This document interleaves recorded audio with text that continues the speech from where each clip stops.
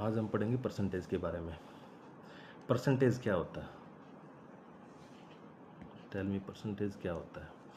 देखो, परसेंटेज होता है, परसेंट का मतलब होता है फॉर एग्जांपल वो के 100 में से वो चीज़ कितनी है, उसका पोर्शन 100 में से कितना है। Understood? That is percentage. For example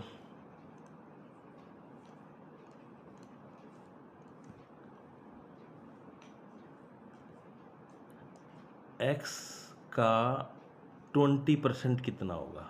तो 20% का मतलब है 20/100, यानी x इंटू 20/100।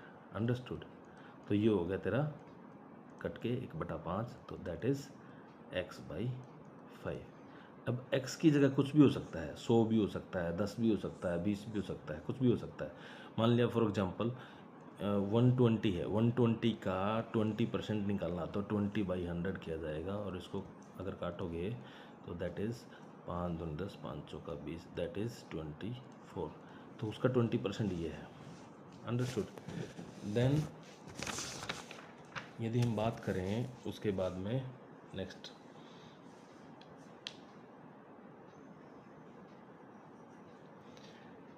ये सारी चीज़ें ना, चाहे आप कोई चीज़ इंक्रीज हो रही है, कोई डिक्रीज हो रही है, वो परसेंटेज में अगर पूछता है तो कितना इंक्रीज हो रहा है। फॉर एग्जांपल अगर इंक्रीज के तौर पे पूछा जाए, भाई इतना इंक्रीज हो रहा है, जैसे 20% इंक्रीज है, इसका मतलब है कि उसका 20%, for example let any number is equal to X. Understood? इसका 20% निकालना है, इसका 20% निकालना है। 20% का मतलब मैंने आपको बताया 20/100। ओके, जहाँ परसेंट है उसके बिलो, उसके बाई में 100 कर दो, तो इसको अगर काटोगे तो 5, तो दैट इज़ x/5। ये क्या निकला है? ये निकला है उसका 20%, that is 20% of x। But वो बोल रहा है इंक्रीज हो रहा है 20%। इंक्रीज का मतलब बढ़ना है, कोई चीज़ बढ़ेगी। मान लिया ये x थी यहाँ तक, और इसका 20%, 20% मतलब बढ़ेगा तो आगे ही जाएगा ना। तो ये जो बढ़ा है यहाँ से यहाँ तक जो बढ़ा है, दैट इज़ x/5। अगर पूरा पूछा जाए कि टोटल कितना है यहाँ से यहाँ तक, मतलब 20% इंक्रीज होके वो क्वांटिटी कितनी होगी, तो दैट इज़, इसका मतलब ये क्वांटिटी और प्लस ये क्वांटिटी, यानी x प्लस x/5। अंडरस्टूड?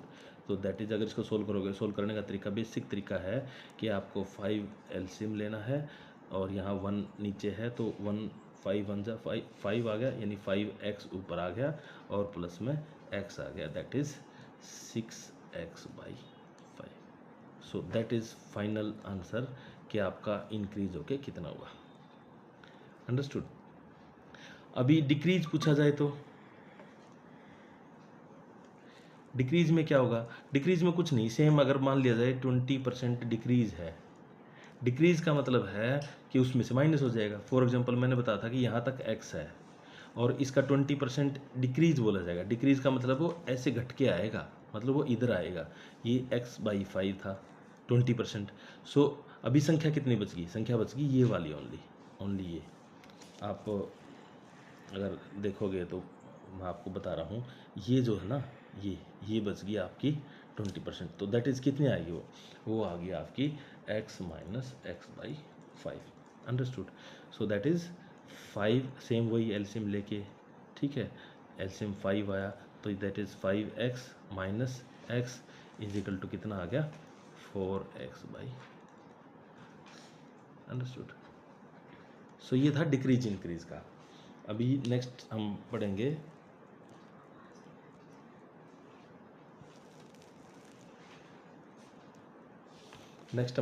आपका टॉपिक है, अभी CP/SP, उसमें प्रॉफिट लॉस आता है। CP क्या है, SP क्या है, वो चीज़ हम अभी पढ़ेंगे। एक सेकेंड, अभी मैं आपको, हाँ, that is profit loss. So next topic अपना प्रॉफिट लॉस।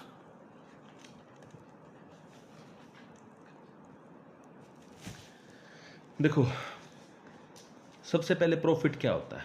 प्रॉफिट मतलब आपका फ़ायदा, जिसको हिंदी में लाभ भी बोल देते हैं, ठीक है।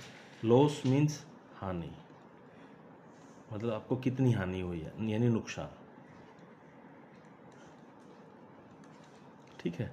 और ये कब कब होते हैं, इसमें दो टर्म और होती हैं, सीपी, एसपी। सीपी का मतलब होता है कॉस्ट प्राइस, एसपी का मतलब होता है सेलिंग प्राइस, अंडरस्टूड। इसी में आगे चल के आप पढ़ोगे एमपी होता है एक, ये एमपी कब आता है, जब हम डिस्काउंट की बात करेंगे, ठीक है। एमपी किससे रिलेटेड है, इसको बोलते हैं मार्क प्राइस्ड। ये पहले क्यों बता रहे हैं, क्योंकि आएगा आपके आप। मार्क प्राइस क्या होता है, जब आप शॉप पे जाते हो तो उसके ऊपर ना एक टैग लगा होता है, उस टैग के ऊपर कुछ प्राइस लिखा होता है, उसी प्राइस को मार्क प्राइस बोलते हैं। दुकानदार इस मार्क प्राइस से ऊपर कोई भी चीज़ का सामान नहीं बेच सकता, उसके नीचे बेच सकता है, कुछ डिस्काउंट देके, कुछ ऐसा करके, ऑफर निकाल के, वो कुछ न कुछ ऐसा करके उसको बेच सकता है। ये किस केस में होता है, डिस्काउंट के केस में, ठीक है। यहाँ पे हम अभी फ़िलहाल बात करेंगे कॉस्ट प्राइस और सेलिंग प्राइस, प्रॉफिट लॉस की बात करेंगे, और इसमें हम बात करेंगे परसेंटेज की भी। तो सबसे पहले हम पढ़ेंगे, अभी बात कर रहे थे हम प्रॉफिट और लॉस के बारे में। जो प्रॉफिट की बात करते हैं तो यहाँ पे प्रॉफिट परसेंटेज भी निकालते हैं, ठीक है। यहाँ लॉस परसेंटेज भी निकालते हैं, understood. Loss, loss I think double S ही होता है, ठीक है। और यहीं पे मैंने बात करी थी सीपी की और एसपी की। सीपी याद रखना क्या होता है, कॉस्ट प्राइस। कॉस्ट प्राइस का मतलब होता है आपको वो चीज़ टोटल कितने रुपए में पड़ी, मींस उसका खरीदने का प्राइस, खरीदी कितनी है, या आपने अगर बनाई है तो टोटल उसका बनाने का कॉस्ट कितना, खरीदी या बनाने का कॉस्ट बोलते थे उसको, ठीक है, अंडरस्टूड। एसपी क्या है, एसपी है आपका selling price, selling, SELL, selling price. Selling price मतलब बेचा कितने में है, बेचना, ठीक है। कोई भी चीज़ सीपी के ऊपर होगा, आपका लॉस और प्रॉफिट जो है वो सीपी के ऊपर होगा। क्यों होगा, क्योंकि जब आप कोई चीज़ आपकी है उसको बेचते हो, किसके ऊपर बेचते हो, किसके ऊपर देखते हो, भाई आपने खरीदी, मान लिया 100 रुपये की चीज़ है, उसको आपने बेचा 80 रुपये में, तो लॉस कितना हो गया, कम में भी की ना तो लॉस हो गया, लॉस कितना हो गया, तो दैट इज़ 20 रुपीज़। अगर कोई चीज़ आपने 100 की चीज़ 120 में बेची है, अभी ज़्यादा में बेची है, तो प्रॉफिट कितना होगा, 20 रुपये। तो सब अगर देखा जाए तो किसके ऊपर हो रहा है, इस 100 के ऊपर, ठीक है। ये कम है मतलब 100 में से ये घटा दिया, ये ज़्यादा है मतलब 120 में से 100 घटा दिया, मतलब सारा खेल किस पे हो रहा है, सीपी के ऊपर हो रहा है। तो जो भी निकलेगा वो सीपी के ऊपर निकलेगा, चाहे आप प्रॉफिट परसेंटेज की बात करोगे, जैसे मान लिया प्रॉफिट परसेंट, अभी पूछा जाए भाई प्रॉफिट आपको 20 रुपये प्रॉफिट हुआ, सीपी 100 था, तो प्रॉफिट परसेंटेज पूछा जाए तो सीपी के ऊपर होना है कितना, भाई 20 रुपये प्रॉफिट हुआ 100 के ऊपर, परसेंटेज का मतलब है 100 के ऊपर कितना होगा। अब मैं 100 के ऊपर क्यों बोल रहा हूँ, क्योंकि मैंने यहाँ सीपी 100 माना था, मैं कुछ और भी मान सकता था, फॉर एग्जांपल मान लिया 120 ले लिया, दोनों जगह मैं 120 ले लेता हूँ। अभी अगर आप देखोगे तो 120 में से मान लिया ये 100 की बेच दी इसने, 80 की बजाय, मैं 20 ही रखता हूँ यहाँ पे, ये 120 की है, ये 140 की बेच दी इसने, मतलब 20 रुपये ही मैं प्रॉफिट रखता हूँ, 20 रुपये लॉस रखता हूँ, तो ये 120 के ऊपर हुआ, ठीक है। यानी 20 रुपये प्रॉफिट है 120 के ऊपर, 100 पे कितना होगा, इंटू 100। अब इसको काट पीट लो, 0 से 0 कट गई, उसके बाद में 2 छिके 12, 10, 2 5 जा 10, 2 3 जा, और 5 और 10 की गुना कितना होगा, 50/3। इसको काट पीट लो, कटेगा नहीं अब आगे, वैसे तो परसेंटेज में लिखा जाएगा। वैसे तो इसको यहाँ भी लिख सकते हैं परसेंटेज है ना, बट थोड़ा कैलकुलेशन में लिखते हैं। 3 1 जा 3, 5 में से 3 गा 2, 3 सिक्के 18, 16 सही 2/3% प्रॉफिट हो गया। ये क्या हो गया? प्रॉफिट। अंडरस्टूड। तो अगर आप मतलब इसको देखोगे तो आपका बेसिकली ये जो है ये प्रॉफिट आ गया, ठीक है। ये परसेंटेज में आ गया। प्रॉफिट था कितना? वैसे प्रॉफिट था 20 रुपये। कितने पे? 120 पे। तो परसेंटेज मतलब आप सिंपल सी बात है, परसेंटेज मतलब आपका 100 के ऊपर। मैंने बताया था ना, शुरू में बताया था, परसेंटेज का मतलब होता है 100, ठीक है। 100 के ऊपर कितनी होगी ये चीज़? तो 100 के ऊपर होगी 16 से ही 2/3%। समझ में आया? ऐसे ही अगर लॉस परसेंटेज, ऐसे ही लॉस परसेंटेज निकलेगा। लॉस परसेंटेज कैसे निकलेगा अब बता रहा हूँ अभी। जैसे मैंने एग्जांपल लिया था कि भाई 120 की चीज़ हमने 100 में बेच दी, मतलब ये सीपी, ये एसपी। अगर एसपी कम है तो लॉस, अगर एसपी ज़्यादा है तो प्रॉफिट। तो लॉस कितना हो गया? 120 माइनस 100। यानी अगर देखा जाए तो फार्मूला है, वैसे देसी तरीका है। फार्मूले में क्या बोलते हैं? CP minus SP. जो बड़ा है वो आगे लिखते हैं। अगर प्रॉफिट होता, प्रॉफिट में क्या लिखते? एसपी माइनस सीपी, ठीक है। जो बड़ा है वो आगे लिखना। ये सिंपल सी बात है, कोई साइंस नहीं लगाना, कुछ नहीं लगाना, कोई रॉकेट साइंस नहीं है कि आपको ये क्यों सीपी इधर क्यों किया, उधर क्यों किया। जो ज़्यादा है वही तो पहले लिखा जाएगा। तो ऐसा कोई फार्मूला नहीं है। एक फार्मूला सिर्फ इतना याद रखना भाई, कौन सा ज़्यादा है आपका, एसपी ज़्यादा है या सीपी ज़्यादा है। तो सीपी ज़्यादा है तो एसपी से, इसका मतलब क्या है? CP minus SP. अब कम में बेच रहे हैं तो लॉस है, ज़्यादा में बेच रहे हैं प्रॉफिट है। अभी लॉस परसेंटेज निकाला जाए। मैं बताया था 20 रुपये लॉस हुआ, कितने पे है? ये सब CPP होगा गुणा में, और 100 पे कितना? इंटू 100। परसेंटेज निकाल रहे हैं। इसको फिर सेम वही काट लो। 2 के 12, 2 तिया 6, 2 से 50, 3/50, यानी 50/3। सेम वही 3 से 18, 2/3%। क्या आ गया ये? लॉस, ठीक है। तो ऐसा को वो नहीं कि भाई एक स्पेशल कोई फार्मूला है या कुछ याद करने की ज़रूरत है। अरे सिंपल सी बात है, जितना लॉस हुआ वो किस पे हुआ? सीपी पे। तो फार्मूले में तो ऐसे लिख सकते हैं, लॉस बटे सीपी इंटू 100। ये फार्मूला हो गया अगर लॉस परसेंटेज निकालना है तो। बट सिंपल सी बात है ना, लॉस कितना है, सीपी कितना है, मतलब लॉस बटे सीपी गुना 100। 100 क्योंकि परसेंटेज निकाल रहे हैं। तो ये था आपका परसेंटेज प्रॉफिट का, लॉस का। एसपी क्या था क्या नहीं था। अगर आपसे पूछा जाए फॉर एग्जांपल, अभी आपको दे दिया जाए कि भाई एसपी इतना है, सीपी इतना है।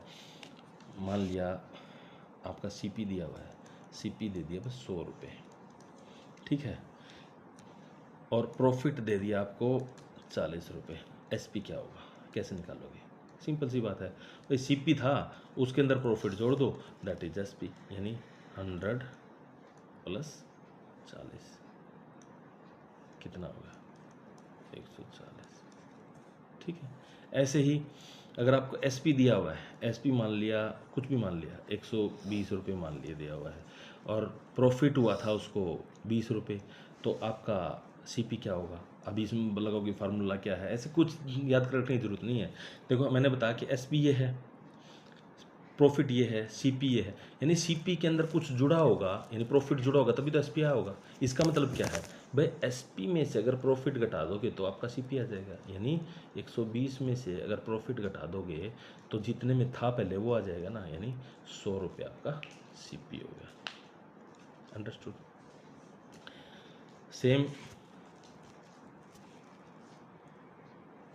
सेम अगर बोला जाए कि भाई आपका प्रॉफिट परसेंटेज दिया हुआ है, मान लिया 20% दिया हुआ है, ठीक है, और आपका सीपी दिया हुआ है 120 रुपये, तो आपका एसपी निकालो। 2 तरीके हैं। एक तो तुम्हारा सिंपल सा फार्मूला है, फार्मूला तो याद करो तो याद हो जाए तो ठीक है, नहीं तो बेसिक तरीका बता दूंगा। फार्मूला तो तुम्हारा ये था कि सीपी गुणा में, ये ब्रैकेट लगाना ज़रूरी है, 100 प्लस प्रॉफिट परसेंटेज बाई 100। ये बाई 100 क्यों किया? क्योंकि प्रॉफिट परसेंटेज में है इधर, ठीक है। ये फार्मूला है। इसमें फार्मूला लगाओगे, CP कितना मैंने बताया था 120 इंटू 100 प्लस प्रॉफिट 20%, तो 100 प्लस 20 कितना होगा 120 और बाई 100, इसको काट पीट लो, 0 से 0 0 से 0, कितना 12 12 कितना आ गया 12, 12 की पावर 2 कितना हो गया 144, ये आ गया तेरा SP। दूसरा मैंने बेसिक तरीका आपको मैं बता देता हूँ कि भाई आपको पता है CP दिया हुआ है 120 रुपये, प्रॉफिट परसेंटेज दे दिया आपको 20%, अब प्रॉफिट तो इसी पे निकलेगा, तो प्रॉफिट कितना हो गया, प्रॉफिट आ गया आपका, फॉर्मूला याद नहीं रहा तो तब लगाना ये इनटू इसका 20%। 20% का मतलब मैंने बताया था 20/100, मैंने स्टार्टिंग में बताया परसेंटेज का मतलब क्या होता है। 20/100 का मतलब इसको काट पीट लो, 20/100 मतलब 20, 25 जा 100, अब 5 से ये कट जाएगा, 5 दूनी 10, 5 चौका 20, 24, अंडरस्टूड। यह आ गया प्रॉफिट। अब सिंपल मैंने पहले बताया था ना भाई, क्या होता है CP में अगर प्रॉफिट जोड़ दोगे तो आपका SP आ जाएगा। तो यहाँ ये फार्मूला ऐसे भी मैंने एक फार्मूले के तौर पे बताया था। तो SP क्या होगा भाई, SP मतलब कितने में बेचा भाई, 100 रुपये की चीज़ पे 20 रुपये का आपको प्रॉफिट, सॉरी 24 रुपये का आपको प्रॉफिट हो गया, तो आपका फाइनल आंसर क्या आ गया, 100 की नहीं सॉरी 120 की है, 120 CP है, ठीक है। तो ये आ गया 4 2 2 4 1 का 1, 144, यहाँ भी तो 144 ही आया था और यहाँ भी 144 है, ठीक है। अब इसी में बात करते हैं हम आपका सिंपल इंटरेस्ट और कंपाउंड इंटरेस्ट की, टैक्स की बात करेंगे, इंटरेस्ट की बात करेंगे यहाँ पे। भाई कोई चीज़ इंटरेस्ट की बात करेंगे, अभी हम एक टॉपिक पढ़ेंगे इंटरेस्ट, ग्रोथ एंड कंपाउंडिंग या सिंपल इंटरेस्ट, दो प्रकार के होते हैं इंटरेस्ट। बिल्कुल बेसिक से पढ़ा रहा हूँ, इससे ज़्यादा बाहर कुछ चीज़ें आने वाली नहीं है। ये बेसिक समझ में आ गया, ये समझ लो सब कुछ आ गया। इंटरेस्ट मतलब ब्याज। ब्याज कब लगता है, कोई पूंजी दी हुई हो, पूंजी मीन्स प्रिंसिपल।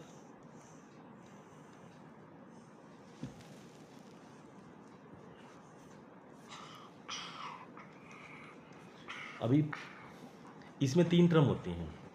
पहले तो ब्याज बताता हूँ, ब्याज कितने प्रकार के होते हैं। 2 प्रकार के होते हैं, एक तो होता है SI जिसको बोलते हैं सिंपल इंटरेस्ट,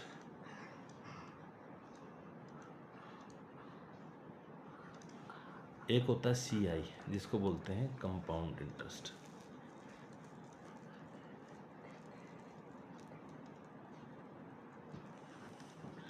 सिंपल इंटरेस्ट का मतलब होता है, अगर हम SI की बात करें तो ये होता है सिंपली, मतलब ये लगातार हर उसमें मतलब एवरी ईयर लगता रहता है, एवरी ईयर का मतलब होता है कि लगातार नहीं लगता, 1 साल के बाद 1 साल के बाद ब्याज के ऊपर ब्याज नहीं लगता। ये क्या होता है, जैसे मान लिया भाई 2 साल के लिए ब्याज है तो इकट्ठा 2 साल के लिए लगेगा, 3 साल के लिए ब्याज है तो इकट्ठा 3 साल के लिए लगेगा। ऐसा नहीं है कि जैसे फॉर एग्जांपल 3 साल है, 1 साल 2 साल 3 साल, ऐसे ऐसे नहीं लगेगा। इस साल लगा, फिर जो अमाउंट बना उसके ऊपर लगा, जो अमाउंट बना उसके ऊपर लगा, वो होता है कंपाउंडिंग,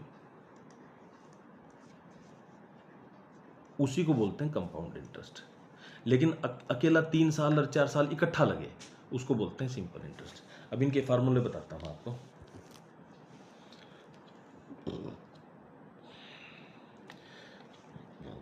देखो इनको फार्मूले हैं, सिंपल इंटरेस्ट का बताता हूँ। जहाँ SI लिखूँ ये सोच लेना, that is simple interest SI। इसका फार्मूला है, इसमें 3 टर्म होती हैं, इसकी टर्म्स मैं आपको बता देता हूँ। एक होता है प्रिंसिपल, इसको मैं P से डिनोट करूँगा। एक होता है टाइम, भाई इतना पैसा, कुछ जो पैसा है वो हमने कितने समय के लिए दिया, टाइम मान लिया कोई भी ईयर में होता है, 2 साल 4 साल, ये ईयर में होता है, ठीक है। और फिर होता है रेट, रेट मतलब किस रेट में, किस रेट, मैंने बताया ना रेट मतलब भाई वो कितने ब्याज पे दिया, 5% पे दिया या 10% पे दिया, जो भी वो पर यहाँ पे रेट मतलब परसेंटेज में होगा, ठीक है। भाई इसका मतलब होता है आदमी फ्री में तो पैसे देगा नहीं, जैसे बैंक में हम पैसा जमा करते हैं वो भी कुछ ना कुछ रेट ऑफ इंटरेस्ट देता है। रेट ऑफ इंटरेस्ट का मतलब होता है कि उसके ऊपर ब्याज कितने % लग रहा है, और ये रेट किसके ऊपर होता है, ये होता है आपका प्रिंसिपल के ऊपर, ठीक है। बट काउंट कैसे होता है, ये काउंट होता है आपका ये टाइम के अनुसार काउंट होता है, कितने साल के लिए दिया उसके अनुसार काउंट होता है। 1 साल में कितना होगा, 2 साल में कितना होगा, 3 साल में कितना होगा। हम सिंपल इंटरेस्ट की बात कर रहे हैं तो यहाँ पे काउंट, यहाँ पे होता है पी मतलब principal into time into rate of interest by 100। अभी 100 क्यों लगाते हैं, क्योंकि रेट ऑफ इंटरेस्ट परसेंटेज में होता है। ठीक है, ये एक सिंपल सा फार्मूला है। जब भी आपको एसआई निकालना हो, प्रिंसिपल जितना दिया हो गुना टाइम गुना रेशो।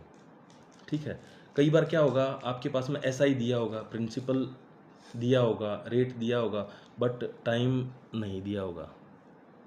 ठीक है, तो उस समय टाइम निकालना होगा। तो टाइम निकालना हो, सारी चीज़ दी हुई है, बट टाइम को एक साइड में रख लो, बाकी को एक साइड में ले जाओ।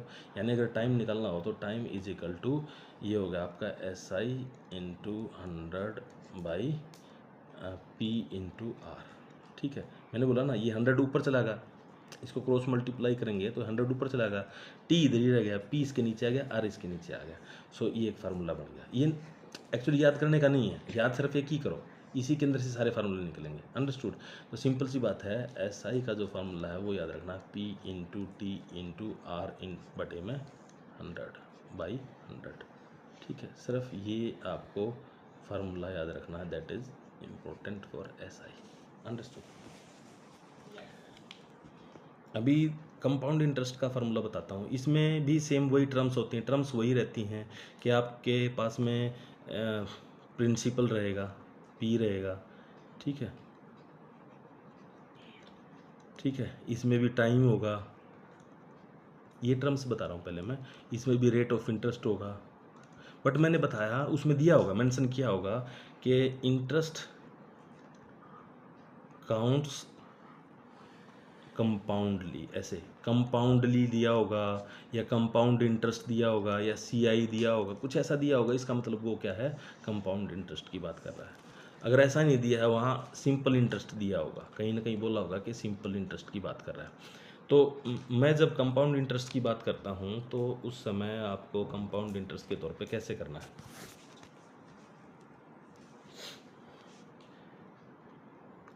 सीआई का फार्मूला निकालने के लिए, अच्छा, जब हम कोई भी इंटरेस्ट निकालते हैं ना, इंटरेस्ट के बाद अगर प्रिंसिपल में इंटरेस्ट जोड़ देते हैं, अगर आपका जैसे एसआई जोड़ दिया या आपका सीआई जोड़ दिया, तो वो जो आगे अमाउंट आता, जहाँ आगे जो पैसा बनता है उसको बोलते हैं अमाउंट। हिंदी में बोलते हैं इसको मिश्र धन, और ये इस प्रिंसिपल को हिंदी में बोलते हैं मूलधन, और इसको बोलते हैं ब्याज। ठीक है, ये साधारण ब्याज और ये चक्रवर्ती ब्याज, इसको बोलते हैं अमाउंट। अमाउंट मीन्स ये हो गया मिश्र धन। मिश्र मतलब मिला के, भाई प्रिंसिपल और ब्याज को मिला के जो धन प्राप्त हुआ, दैट इज अमाउंट। अंडरस्टूड। तो हम सीआई के केस में क्या करेंगे, सीआई के केस में हम बात करेंगे अमाउंट की।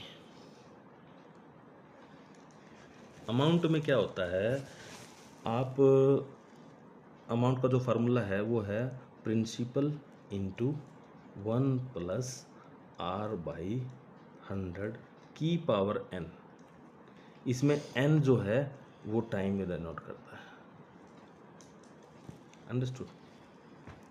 तो A is equal to formula हो गया पी इंटू 1 प्लस आर मतलब rate of interest by 100 into power N, यानी ये एक प्रकार का टाइम हो गया आपका।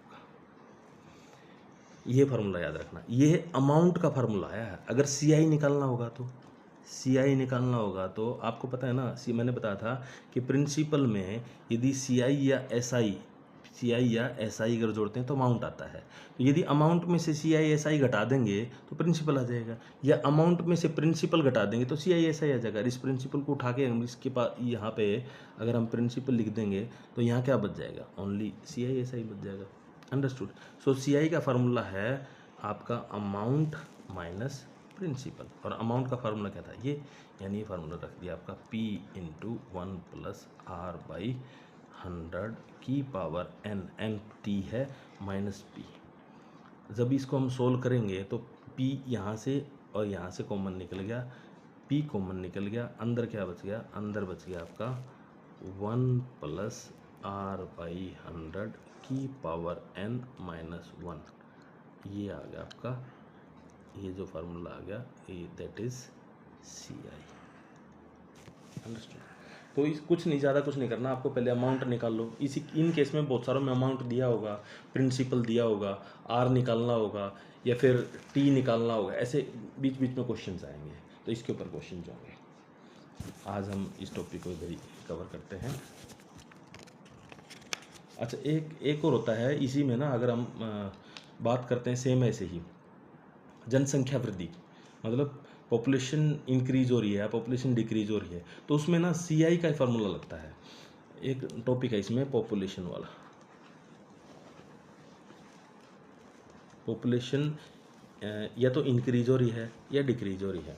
जब इंक्रीज हो रही है तो आपको फार्मूला वही अमाउंट वाला फार्मूला यूज़ करना। अमाउंट मतलब जो फाइनल पॉपुलेशन है। फॉर एग्जांपल 2016 में पॉपुलेशन कुछ थी, ठीक है, और 2016 के बाद में 2026 में पॉपुलेशन कुछ हुई, ठीक है, मतलब बीच में 10 साल का अंतर हो गया, तो 10 इज़ टाइम, ठीक है। शुरू में मान लिया पॉपुलेशन थी x, अब मान लिया, या x छोड़ते हैं, एक एग्जांपल के तौर पे 100 ले लेते हैं, शुरू में 100 थी, अभी मान लिया होगी 110 होगी, तो बड़ी कितनी है? 10। तो जो बड़ी है दैट इज़ CI, ठीक है। ये क्या था? ये प्रिंसिपल था। ये क्या है? ये आपका अमाउंट है, ठीक है। आप समझ पा रहे हो? ये तो आपका जो था ना, ये तो आपका है प्रिंसिपल, और ये आपका अमाउंट है, क्योंकि शुरू में इतना था प्रिंसिपल, वही शुरू का अमाउंट, और फाइनल इतना था। फाइनल मतलब सब जुड़ जाड़ के जो ब्याज जो भी बना। अब पॉपुलेशन के केस में ब्याज तो बोलते नहीं है, पॉपुलेशन के केस में बोलते हैं पॉपुलेशन इंक्रीज हुई। अब वो इंक्रीज हुई, वो परसेंटेज में दिया होगा, इतना परसेंटेज इंक्रीज हुई, तो अगर परसेंटेज इंक्रीज हुई मतलब वो इसका परसेंटेज इंक्रीज हुई, ठीक है, ऐसे दिया होगा। या फिर बोल देगा कि 10 साल में 100 से 110 होगी, तो उसका रेट ऑफ इंटरेस्ट बताओ, उसका रेट परसेंटेज बताओ, रेट परसेंटेज निकालना होगा। या रेट परसेंटेज दिया होगा तो टाइम बताओ। फार्मूला एक ही लगना है, फार्मूला लगना है आपका अमाउंट इज इक्वल टू वही P इंटू 1 प्लस, अगर इंक्रीज है तो प्लस, अगर डिक्रीज है तो माइनस, ठीक है। और वही फार्मूला R/100 की power n is equal to T, ठीक है, अंडरस्टूड। तो ये आपका जनसंख्या का था, इसके अलावा और कोई फार्मूला नहीं है। आगे हम कुछ क्वेश्चंस करेंगे। धन्यवाद।